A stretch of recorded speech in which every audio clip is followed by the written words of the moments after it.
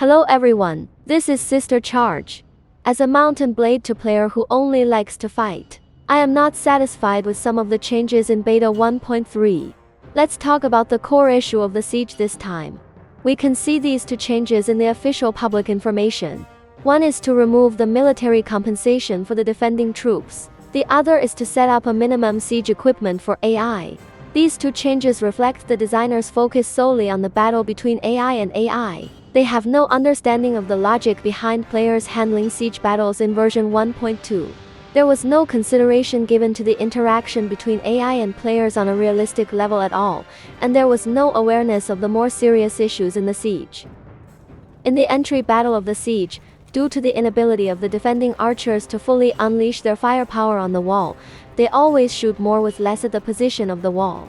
With the siege weapons cleared from the walls, the defenders were unable to stop the attacking side from climbing up the walls. In such a reality, the military advantage coefficient of the defending side is a form of compensation. But this is just a compensation and cannot solve the fundamental problem. To fundamentally solve this problem, we must find a way to allow the defending archers to fully unleash their firepower. Apart from removing the shooting port horizontally to expose the shooter and use a dense formation, the only solution is to arrange sufficient shooting positions at different heights to form a ladder. If we cannot find a way to solve the fundamental problem, we should not rush to remove the military compensation of the defending troops, and should maintain the status quo. Also, due to the inability to deploy firepower on the walls, players have developed a street fighting style of defense when dealing with AI attacks in specific towns. Directly abandon the walls and gates to allow the enemy to enter the city, and the player will command the defending army to completely annihilate the AI's attacking forces in advantageous terrain. When there is no specific advantageous terrain in the town, it is also considered to retreat the city walls for inner city defense. Order the infantry to block the stairs and the gates of the inner city, and the archers to scatter under the walls and fiercely attack the enemies who climb up the walls. In fact, street fighting can be applied as a complete design in the system of siege warfare. Design independent street battle terrain for each city and castle, configure street battle logic for AI, and allow AI to interact with players through street battles after the city gates are lost. In the attack, AI should also use the player's siege logic to interact with the player, so the design of AI's guaranteed construction equipment only considers the AI's role in AI, without delving into the interaction with the player. As the attacking party, AI should first store 4 counterweight catapults, and then release them together to clean up the defending equipment. They should build siege hammers and siege towers during this period. Players may choose ambushes to destroy the equipment of AI legions in order to avoid losing their own weapons, and may even be forced to leave the city to counterattack and break through to escape. AI can launch an attack when there are no more than 2 siege weapons on the defending city's front, just like in version 1.2.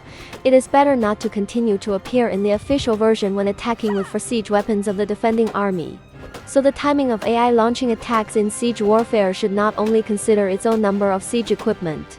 If the AI legion uses off-city shooting to gain control over the range, it will be difficult for players to defend the walls, and it is only a matter of time before the gates are breached. If players do not use bugs to destroy the attacking equipment, they will be forced to switch to inner city defense and street fighting. The AI legion using infantry as the main force will be even simpler. They can directly set up 4 counterweight catapults to smash the wall. Without the need to build other equipment, they only need to smash the gaps in the wall to launch a direct attack. Infantry enter and join forces at one location, randomly selecting a gap to attack. Order the troops to squeeze into the city through the gap, take their positions, and then start charging. However, it will be even more difficult for players to set up defenses against 2 gaps, and they can only deploy in street battles. From the different siege logics of players with remote and melee as their main forces, it can be seen that both AI and players need to compensate for their military advantage in most cases when acting as defenders in siege battles. In addition, AI should not divide troops when entering the battlefield for combat. Remote units should be deployed on a large scale, concentrating firepower on one side of the defending army. Close combat units should also join forces and concentrate on entering the same gap. Of course, this more intelligent behavior pattern does not require every NPC to have it. Anyway, don't let siege and defense continue to be formulaic like in version 1.2. AI's more intelligent behavior will bring changes to players and provide a more challenging gaming experience.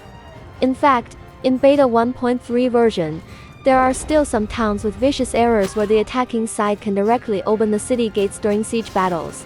A problem like this only requires one of the designers to play for a few hours to discover. It can only be said that they really value this game too much. The publicly available information did not address the issue of the inability of the defending army to deploy long-range firepower during the siege, and removed the military advantage coefficient of the defending side without any reason. If this is done to make the Navy's siege less difficult, then is this approach just thinking about one thing?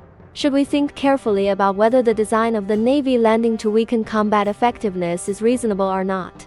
Should we easily destroy the existing design for the sake of DLCE's temporary ideas and take the risk to make the entire mount blade to enter the final stage?